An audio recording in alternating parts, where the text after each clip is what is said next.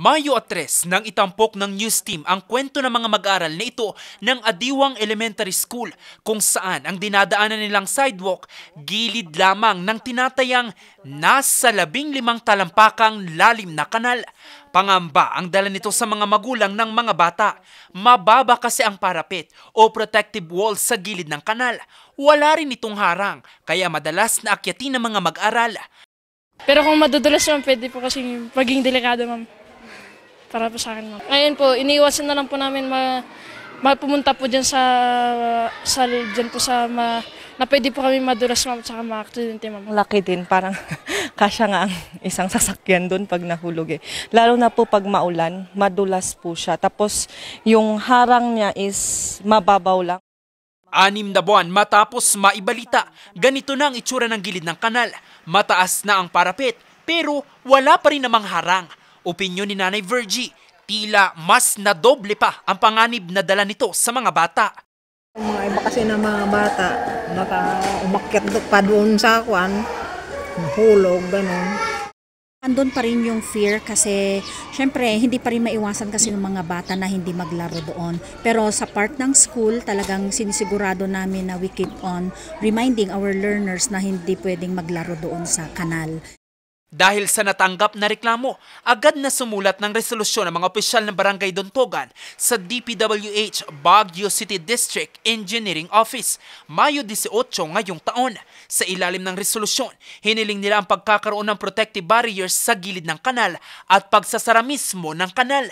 Pero hanggang ngayon, wala raw silang natanggap na mensahe mula sa ahensya. Pinareceive namin sa DPWH. Alam namin na mahirap yung daanan doon pababa. Delikado, parang hindi pinansin. Sa pagsisiyasat ng news team, napag-alaman na ang kanal, isa palang flood control project sa ilalim ng Department of Public Works and Highways Baguio City District Engineering Office. Pinondohan ito ng 49 na milyong piso. If you notice before, may existing creek dyan. Tapos, siyempre, ang tubig manggagaling pa sa taas. Kung maliit ang ating kanal, pag may time na may super typhoon or malakas ng ulan, magkakaroon ng mga erosion sa sidings, matatabunan yung canals. Ang mga design natin ngayon is, at least sana yung mga design period natin dyan is mga 50 years sana. Aminado ang DPWH BCDEO na takaw disgrasya ang itaas sa bahagi ng kanal dahil kulang ang protective barriers at tinaasan lamang ang parapet. Talagang risk yan kasi kung mapansin mo lahat naman halos ng road may parapet. Yun na nga yung barrier. Ang problema kasi kung yung bata maglalakad sa taas ng parapet, yun nagkakaroon ng risk. Dapat sana nalagyan ng tubo din yun para diretso na lang. Parang paglagyan ngayon parang mahina. Mas maganda sana kung nakatusok doon yung mga at saka lagyan sana ng steel matting. Hindi bata ng Dontogan lang yung dumadaan doon pati yung sa Santo Tomas proper. Tila imposible raw na matakpan ito dahil sa posibleng pagragasan ng tubig. Pero ayon sa ilang mga residente, hindi naman daw madalas na malagyan ng tubig ang kanal.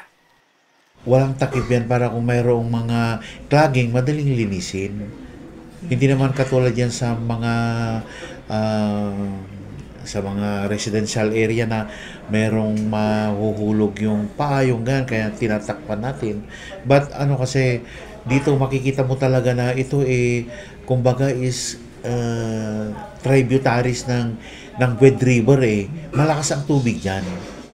Sa ngayon, plano muna ng ahensya na maglagay ng barrier sa ilalim ng Basic Infrastructure Program gamit ang Local in Nature Funds.